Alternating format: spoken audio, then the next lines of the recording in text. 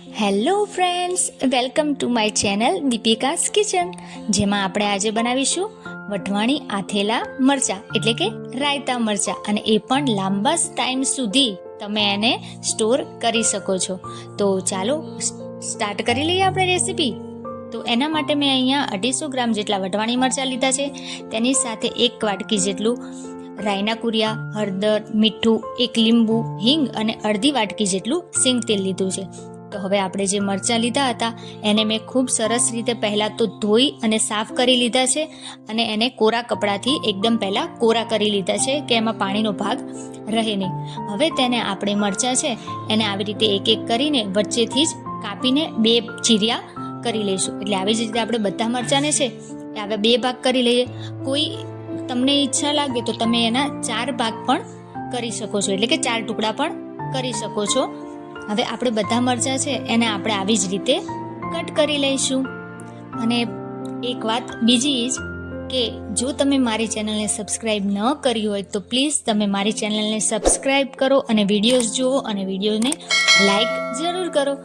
તો હવે આપણે બધા મરચાં છે એ બધા મરચાં આપણા સરસ રીતે કપાઈ ગયા છે. એને આવી રીતે થોડા હાથથી આપણે થોડા મસળી લઈશું કે એમાંથી જેટલા બિયા નીકળે એટલા નીકાળી દઈએ.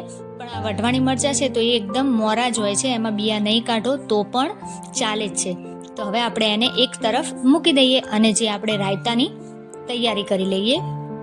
તો એના માટે એક બાઉલની અંદર મેં અહીંયા રાયના કુરિયા લીધા હતા.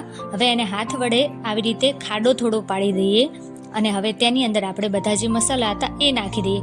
તો એની અંદર 1 ચમચી જેટલું મેં હળદર લઈ લીધું છે, 2 ચમચી જેટલું મીઠું એડ કરી લીધું છે અને 1 ચમચી જેટલી હિંગ એડ કરી છે. હિંગથી શું છે કે ટેસ્ટ ખૂબ જ સરસ આવે છે.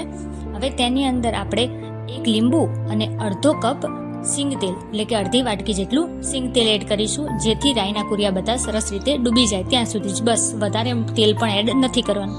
હવે આ બધું આપણે ખૂબ સરસ રીતે હલાવીને મિક્સ કરી લઈશું અને તમે જોઈ શકો છો કે બધું સરસ રીતે મિક્સ થઈ ગયું છે. હવે આપણે જે મરચાંના કટ કર્યા હતા એ આપણે બધા મરચાં આની અંદર એડ કરી લઈશું. અને જે આપણે મરચાંને પહેલાં આપણે હલાવ્યા હતા, હાથેથી મસળ્યા હતા, તો જેટલા મરચાંના બીજ નીકળવાના હતા એટલા નીકળી ગયા હતા.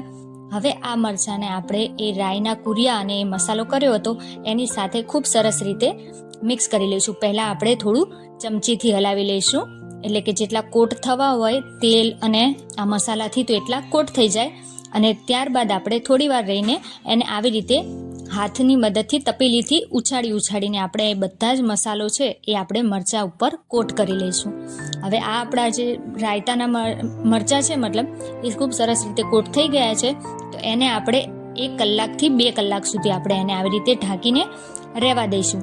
અને હવે 1 કે 2 કલાક બાદ તમે જોઈ શકો છો કે મરચાં ખૂબ સરસ રીતે આપણા રાયના કુરિયાવાળા એ મસાલા સાથે સરસ કોટ થઈ ગયા છે.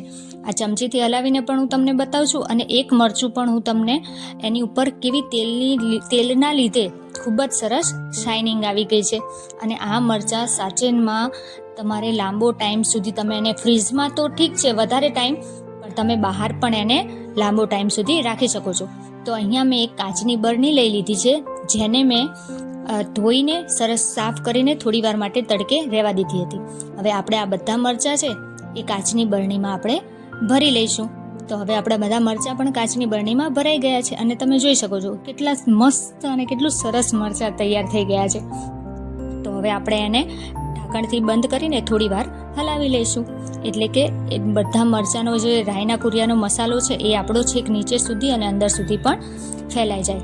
તો આપણા રાયના કુરિયાવાળા મરચાં એટલે કે મસાલાવાળા રાયતા મરચાં આપણા વઢવાણી તૈયાર થઈ ગયા છે. મેં બનાવ્યા છે, હવે તમે પણ ટ્રાય કરો અને મને જણાવો.